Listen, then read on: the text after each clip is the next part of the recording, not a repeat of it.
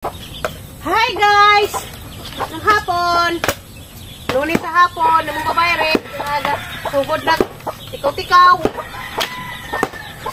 Huwag ka duty kay pahuway kay Greg Lawas. Hindi mahimodyo. Kay guo man eh.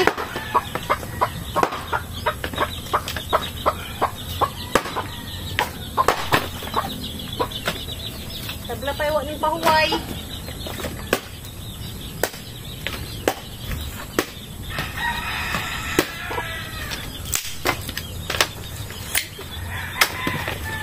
Kaya nga man eh. Ang isang atis sa babaw ba? Yung, kaya na isang at na. Saan eh? Sugno ka ni Dadol? Kaya may isang at. Ikutas mo daw. Kanis Papa Eric, bisag laig lawas, di dyan mo pa huway, magsigirag karaw-karaw, si kipot-kipot. Tingin si mama, yung anak, di dyan kuno ni sila sa bata pa. Gilihi kuno na niya, ikog sa baboy. Guys, update din sa ang tinanong na high blood, ganyan ko pag-aso. Kaya gibotang na hagnit, suong, gihapos mga manok, manunuway ni manok ni Papa Eric. Tanawa na guys, oh, nga, kuan, nga ibot.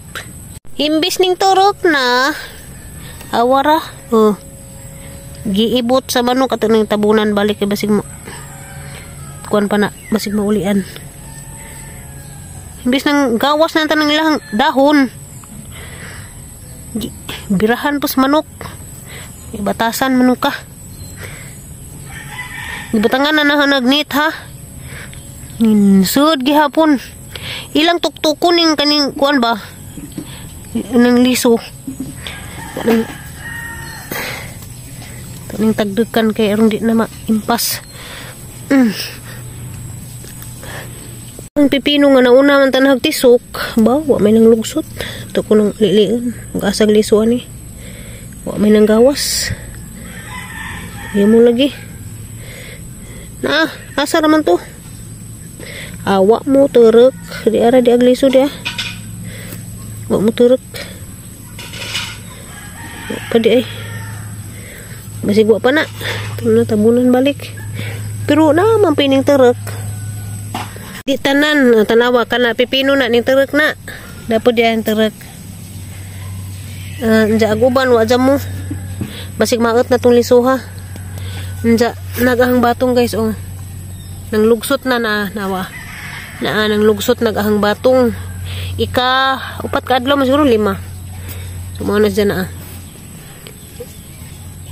naapay kuan kanang ning dahon na jud ba di magdungan-dungan o napay uban mapay paglusot kani si Zamaw jud ni ganahan sa manok kani kana tuktuko na ni ja mao nang bantayanan tanawar na git kanina gituktok man ni ja basta na imo gimaw nga jang tuktukon di lapit taas-taas na dali ra man ning batong mga upat ka adlaw ingana na problema laman kay dari na nawa na kanina gipang tuktok lagi atera nang apulihan diha nga side tanawa ana nang gibutang agnit gikurawan ang tanawa kani wa na manipos kani wa na nipos kay wa na may kapungag naman tangtang naman isang madugaling kay dapat isa na hibilin sumaon na siya ngadto to di apo di diri nawa ani naman tato ani damo di apo di ang atong okra sumo ni atong okra karon tagas na tagas na pod anja mo lagi kuanan bus manok yung mga manok ni Papa Eric di dani may marangka sirkan saan ni mo nagkuraw ngita dyan na sila paagi no ukra pa ni Nanay Lita paliwat ang mga tao nga kuan karaan na wa pa nahilabti ka nagsige nagbunga napay mga bunga na daghan diyan ka ni mao ni bagong salinsing guys katong ipuungan na pag niagi na amunga ra po na siya ang atong kamatis nara guys kamatis na daghang bunga pero di sa ingag gagmay ra siya pero okay ra nagsige na kog kuan ani nagsige na kog pupo Ini nagsige na ko kakuhaan ni ginog may gilamas sa lawoy. Ari na punta sa kuan guys, katong galon bitaw nga hanggi putod-putod. So ato na ni pamutangan og kanang juta. Ato na ning sidlan tanan kay ato ning atamnan. Ang uban dani ang tamnan og kanang sibuyas or pitsay naara nila. Sa galon ra ko magbutang og kuan, pitsay og kanang sibuyas kay maot lagi atos juta lagi kay pangkakaon pos manok. Wa pa po ko'y ikuan, ikatanong daan ni. Damo ko'y sidling sa pitsay and sa sibuyas. Damo pod ko'y sibuyas mo palit pa ko karong Miyerkules po. Naharaning iandam. Pero di haman to'y sibuyas dato sa ang kuan. Day daginuto na hatong panglaruton. Ibalhin na hadani sa kanang kuan. Aning galon. Nagkamaot magod kadugazan. Dito sa juta ba? Jawa na sipod siguro itambok na kuan na. Nangaanod na sige kuan.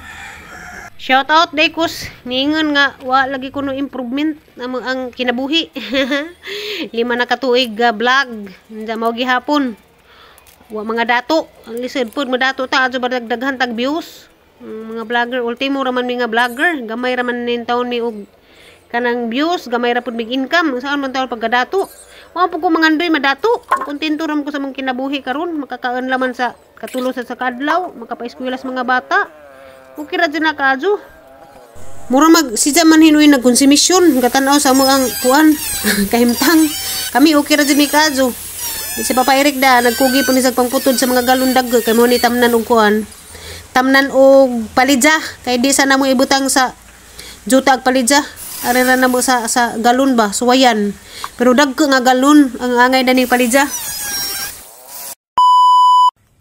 Nag-message din na karon si Inday Mericar, katong asawa sa kauban ni Papa Eric ba, atong ang amiga, nakaanhiman to dinhi, nakakita na mo sang vlog. Ni-message siya kung naaba lagi ko ni bungang limonsito, ang gingnan nga naitagsa, pero nairang daghan nagagmay, naitagsa nga maharbis ang uban, nga hinog na ganining uban. Ingan siya mohanjo lay kun siya kay galain jahang lawas ba, gilantan jagi ubog sipon. So matong nalipay pug ko kay arong magamit na pud ni, hanggi harbison na ni kay ug mapuhon sa buntag ug maka-duty nas Papa Eric. Ni pada ni Papa Eric para ni Inday Mericar. Di man gyud na maapas kanang bunga ba kay ako ra man pitig inom og limonsito juice.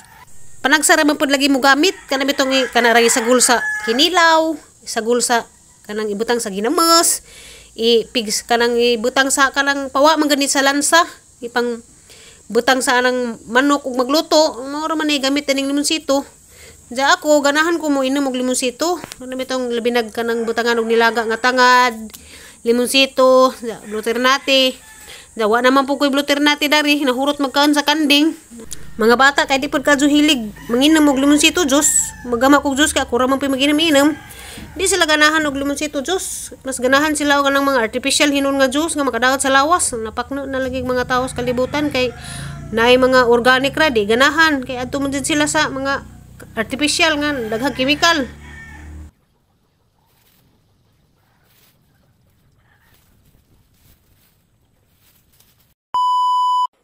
Maadjong gabi ka natong tanan guys, karon laing nga gabi diyan na pa mga estudyante diri sa bahay, kaniyang bahay mura man nig-eskwelahan.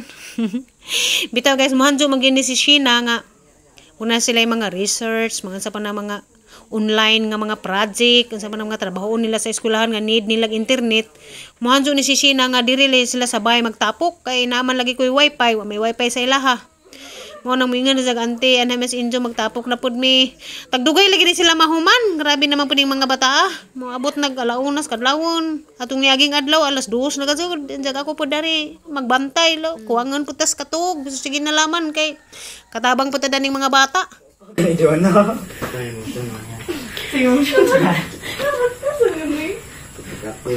Sige pagkatawa. Yeah. Ako lang na. Ewan ko kung gawas. Ito na yung gawas. Ikaw mo matalaw. Ibutang yung cellphone dito. Hello, people across the internet. Welcome to Lit Talk Live. We are the group 4, and today we're gonna talk about the formalist approach. So, formalist approach is a way of studying and interpreting literature where the focus is only on the text itself.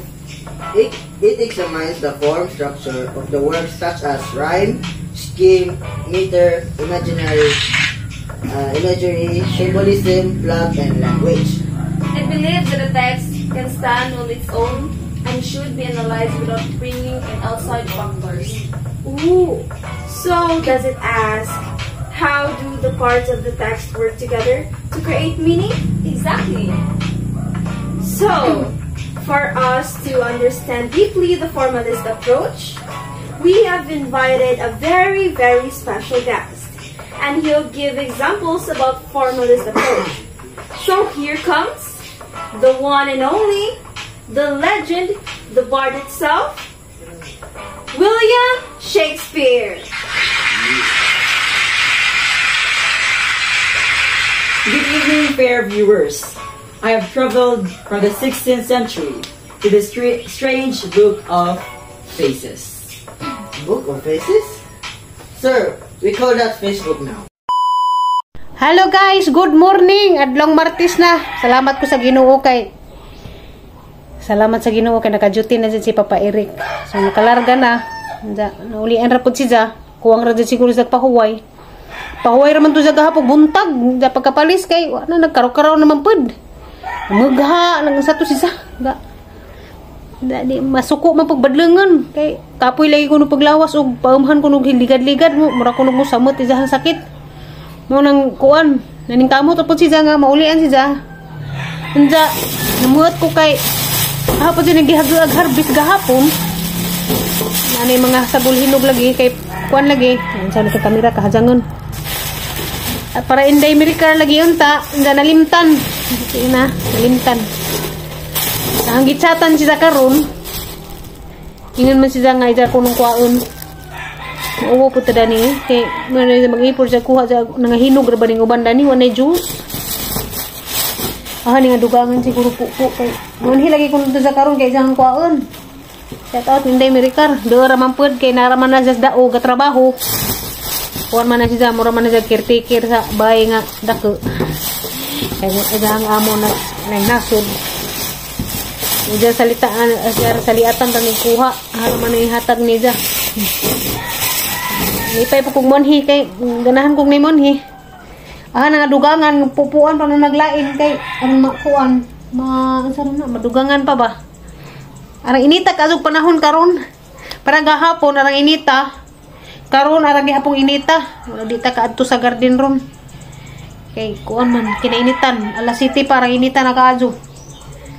Bate jo ko kakapoy mga hapit na siguro to alauna ko natug kay kuan mga bata lagi ga live man siguro to sila murag ga live sila ba datong ilang murag sama to drama man guro to unza ag si JJ dito pus laing barangay diha pud sila laing grupo nga kuan adto pud sila dito magtapok kung gazagaw man mga estudyante ron si JJ sila dire sa bay si JJ dito sa laing bay pero din nilang bisiha karong panahon na namo nag ako ga lapad siya ng kay basta ingani ko kuwangan ko kanang katug ba jay ngaron di ta pwede matug karini ta kadyo ray ganga kita ra man kog lingaw ron na uan nang malingaw ko wa mo pug ko kadyo trabaho diri sa bay laay kadyo kay ako ra isa lingaw bitaw gi laay bitaw ko pagadyo hang kauban dari duha ra jud kabuk iring